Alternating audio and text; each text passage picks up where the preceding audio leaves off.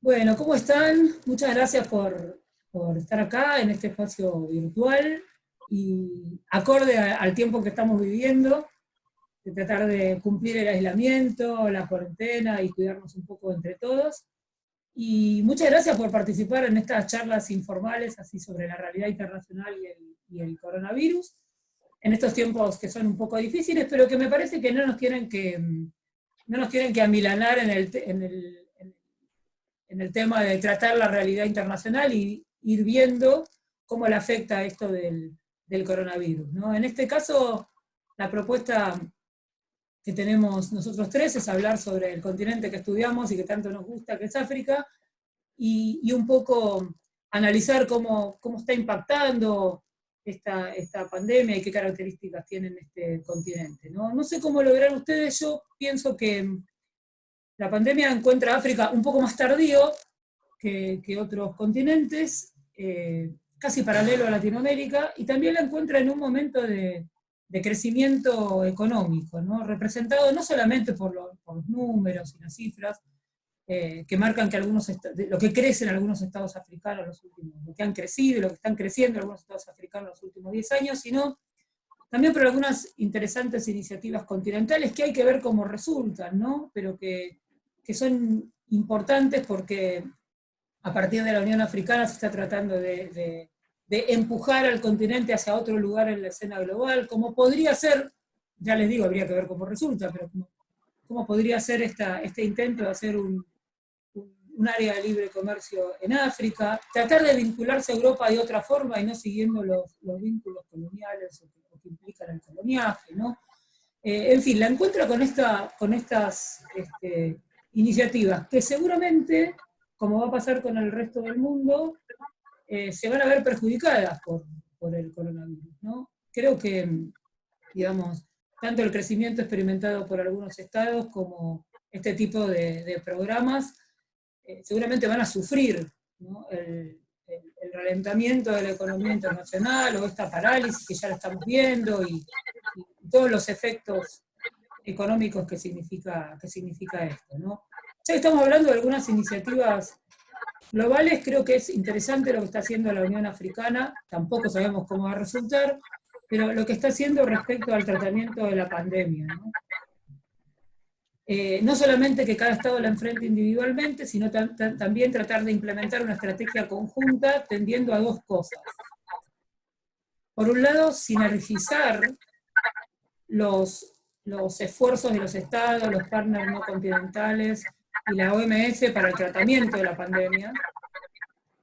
Y por otro lado, tratar de mitigar los efectos económicos que esto puede tener a futuro, ¿no? Ir pensando en el futuro porque la pandemia en algún momento va a terminar y ver cómo se sale de esto. Esto me parece interesante y una particularidad continental.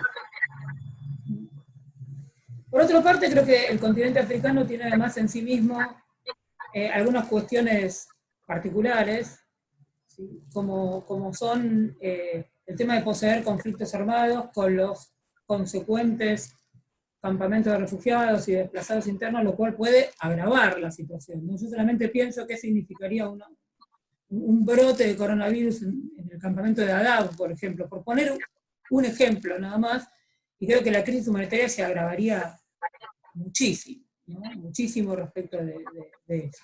Después podríamos hablar de la fragilidad de los sistemas sanitarios, ¿no?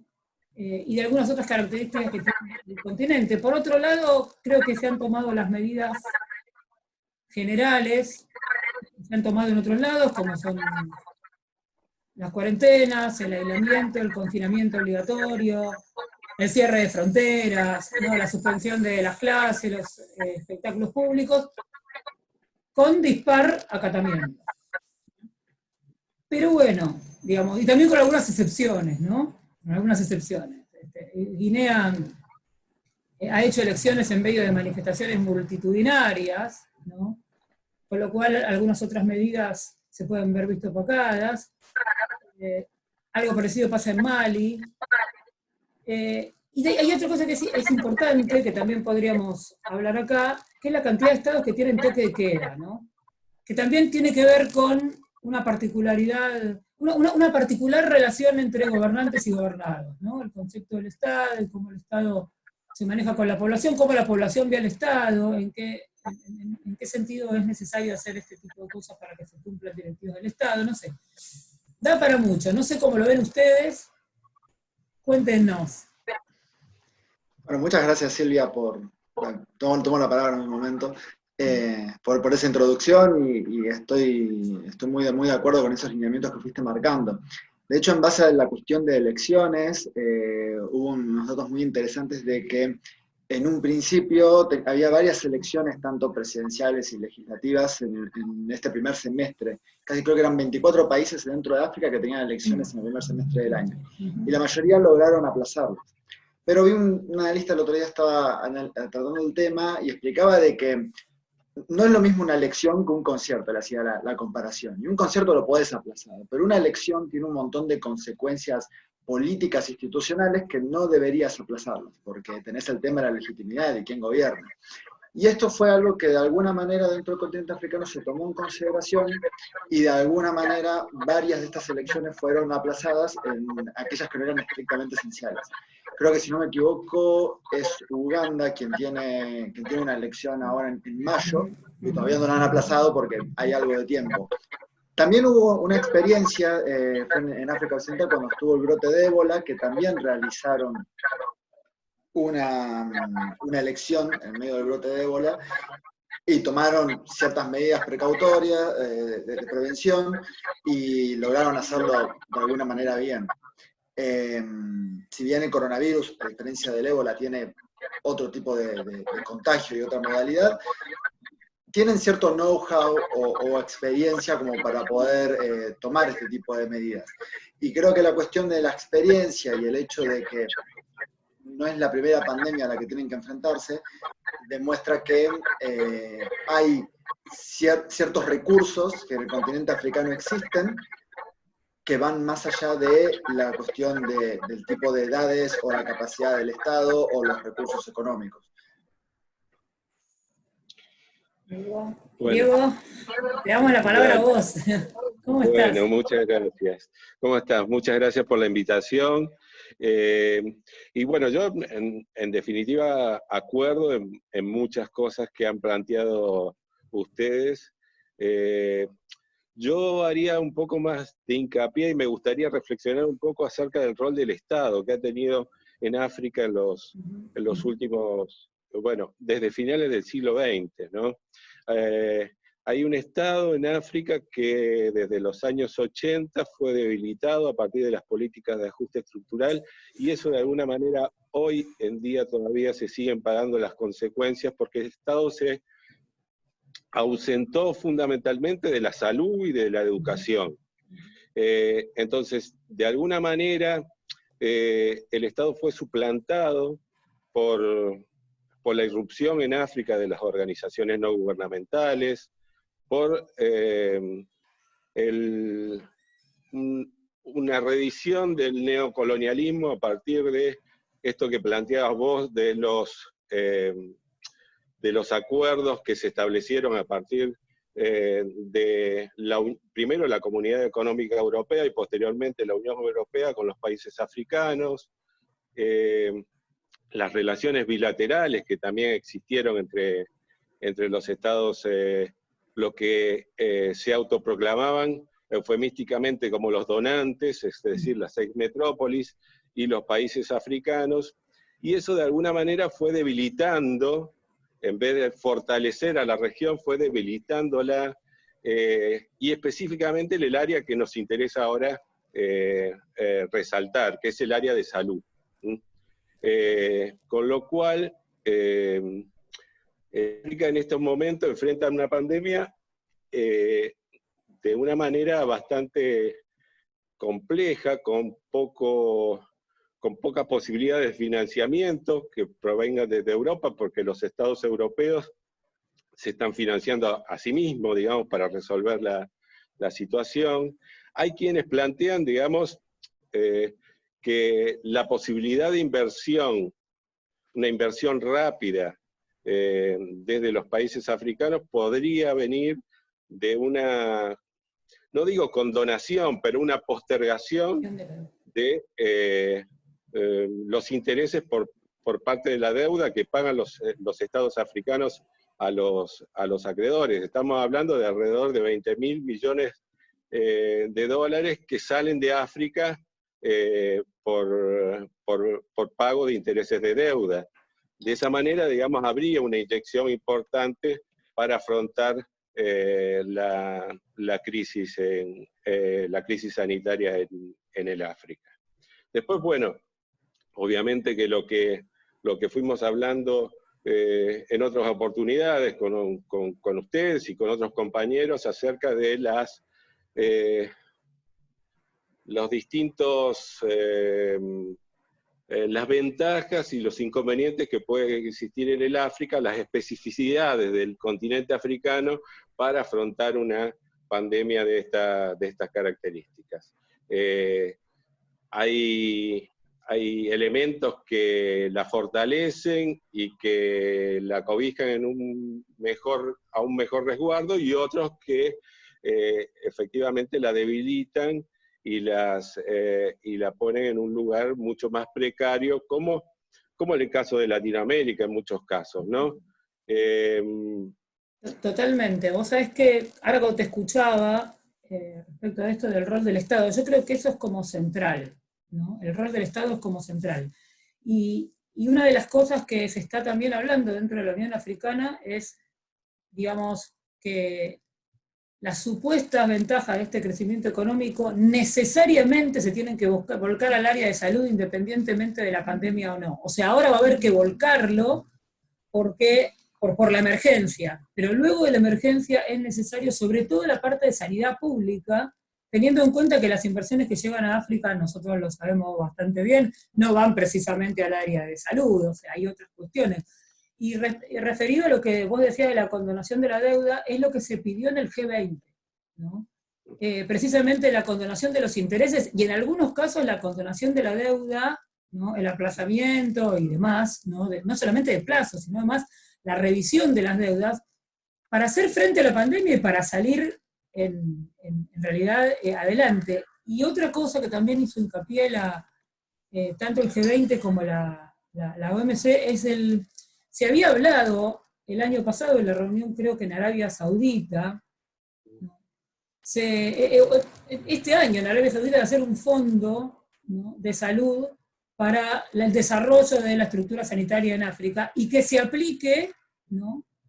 Efectivamente a partir de ahora, porque tal cual como vos decís, Diego, los estados europeos están financiando a sí mismos, y todo eso que antes, interesadamente, obviamente, se donaba en distintas, digamos, en distintas estructuras de ayuda, hoy en día va para la financiación interna. Precisamente el director de la OMC dice, no se olviden, ¿no? de que ustedes comprometieron determinadas sumas que ahora África lo necesita, porque decir que África todavía tiene tiempo, como dice el otro día la directora regional de África, ¿no?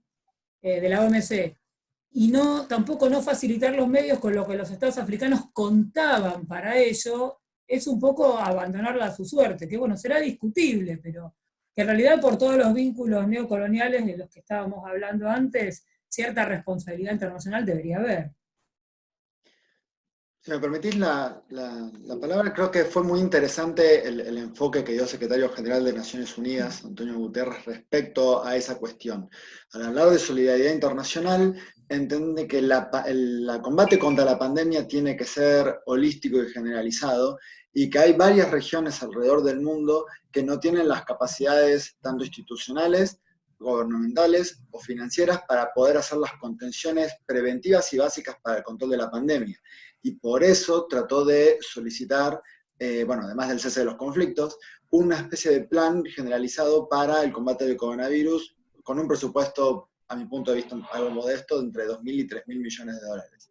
Sí. Pero enfatizando, con ese dinero lo que justamente está apuntando a hacer es tratar de contener estos focos a nivel internacional que no podrían controlar el coronavirus, y uno de esos, la mayoría de ellos en realidad se encuentran en África.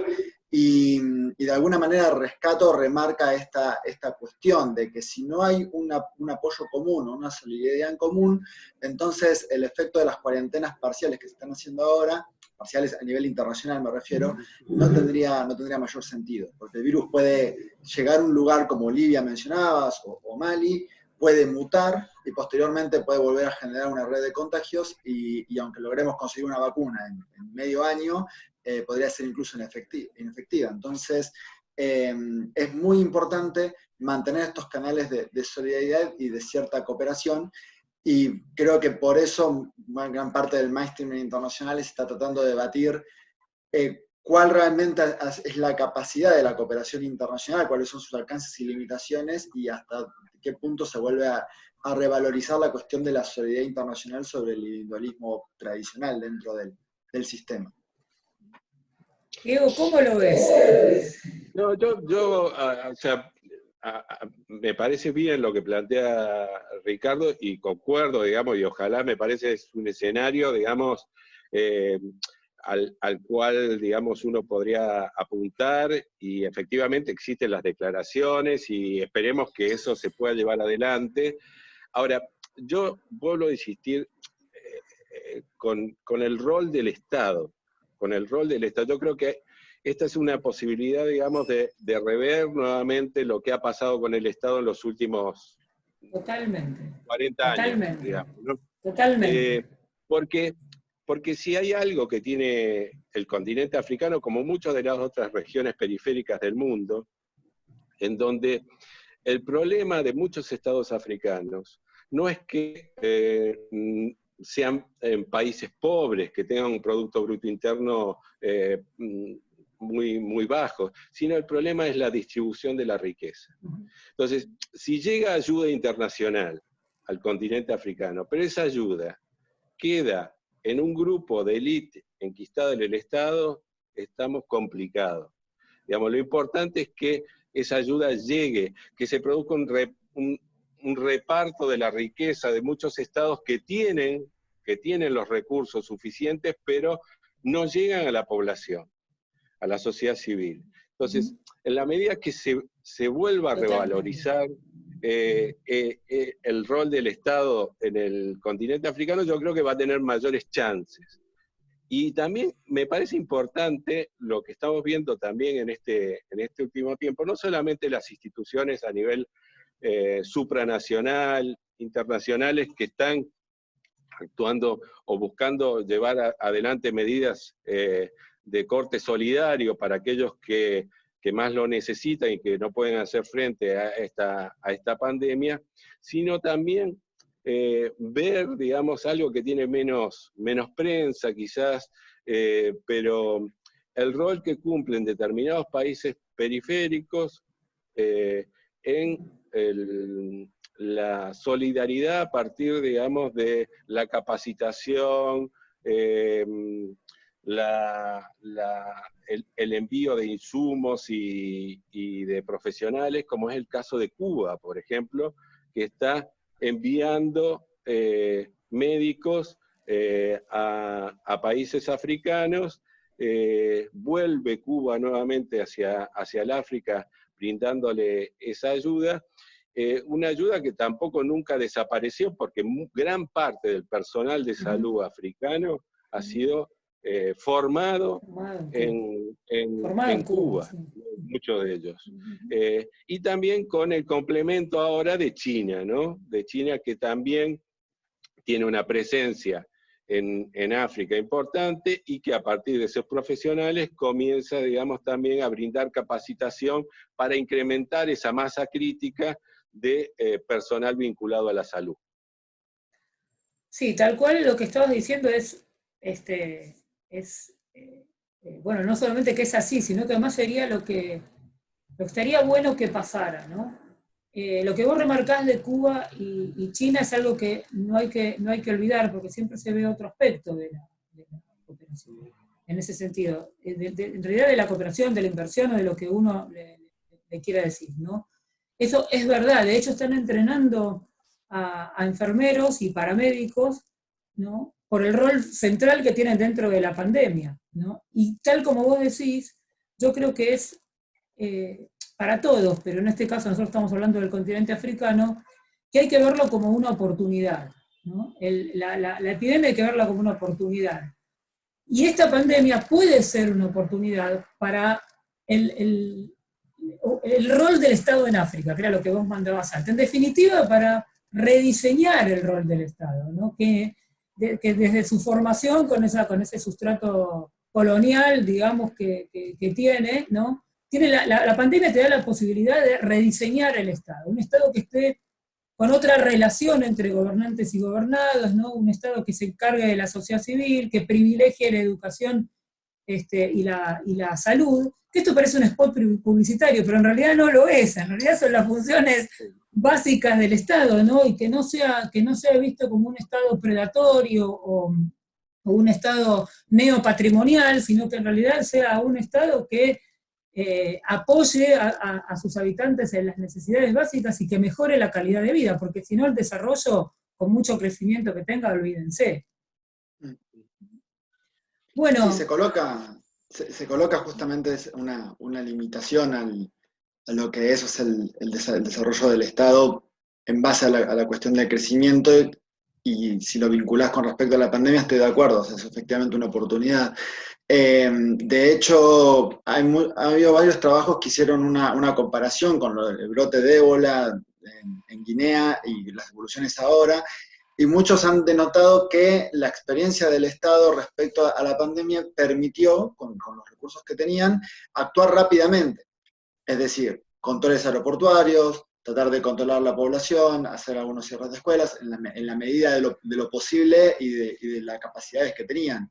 Pero hubo algo que sí se podía visualizar en África, que no se visualizó, por ejemplo, en Europa. Y es decir, la toma de medidas, aunque sean limitadas, pero rápidas, o sea, para respecto del control de la pandemia. Y en ese sentido, aparentemente, podríamos hacer una comparación entre el rol del Estado antes y el rol del Estado ahora, y sí creo que se podría argumentar lo que decís, Silvia, que un efecto como una pandemia general cambia la relación entre sociedad y Estado, y que en un evento futuro esa vinculación se puede volver más armoniosa, diría yo. Diego. No, comparto con ustedes y me parece que también está frente a un fenómeno, la irrupción del coronavirus me parece que por sus características es un problema bastante serio por el hecho del contagio, ¿no? El contagio tan rápido, tan masivo. En el caso de los anteriores, de las determinadas endemias o brotes de ébola o Marburg que se dieron sucesivamente de los años 70 en el África, en general las políticas que llevaban adelante los estados eran de acordonamiento de la zona y allí trabajar y ser muy estrictos con la cuestión de que las personas no podían salir de esa zona, ¿no? Bueno, muchos de los estados que sufrieron estos brotes, muchos de ellos lo hicieron, digamos, son estados, digamos, que han pasado por conflictos, sociedades armadas, y con lo cual, digamos, había una militarización de la zona. Es cierto también lo que a mí me tocó, por otra parte, ver en algunas visitas al continente, es la gran inequidad que hay entre el sistema de salud del grueso de la población y de ciertas élites, ¿no? Hay una cosa, es el hospital público en muchos países africanos, donde carece, como muchos otros países o regiones periféricas, de presupuesto, de personal capacitado, de disponer de camas, etc. Y otra cosa son las clínicas privadas, fundamentalmente financiadas por, qué sé yo, compañías petroleras para su personal, o pueden ser la misma élite vinculada al gobierno, etc., ¿no? Allí, digamos, la aparatología que disponen esas clínicas es de primer mundo, ¿no? O sea, están muy superiores que cualquier clínica privada en nuestro país, por ejemplo, ¿no? Sí, totalmente, totalmente. Creo que eso es es particularmente evidente, en general en todos los países de África, pero hay algunos estados africanos que digamos, casi no tienen medicina privada, ¿no? Con lo cual en algunos casos se agrava, pero es particularmente evidente lo que estás diciendo en Kenia, en Sudáfrica, en Egipto, ¿no? Mismo en Nigeria, donde hay una diferencia terrible respecto a la calidad entre la salud privada y la salud pública, pero sobre todo lo que vos decís de que la salud privada, que tiene una mejor calidad, está restringida, ¿no?, al menos del 5% de la población. Entonces ahí, con esta capacidad de contagio que vos decís, los efectos pueden ser absolutamente devastadores. Ya no estamos hablando del respirador, estamos hablando de la atención primaria de la salud. Si no les parece mal, ¿no?, porque es súper interesante, los comprometo para otra charla. ¿Sí? Seguimos en otra charla, y sobre todo para ahondar esto último que estaba diciendo Diego, que es el tema de una salud para pocos en algunos lugares, ¿no?, y en pocos lugares. Que me parece que también está, ahí está como el kit de si lo podemos contener o no, en un brote que agarra a todos por igual. ¿Les parece bien? ¿La seguimos en otro momento? Bueno, Sí, excelente, con gusto. Sí. Bueno, muchísimas gracias, y la seguimos en estas charlas informales en tiempo de cuarentena. Muchas gracias. Muchas gracias, Silvia, por la oportunidad. Gracias.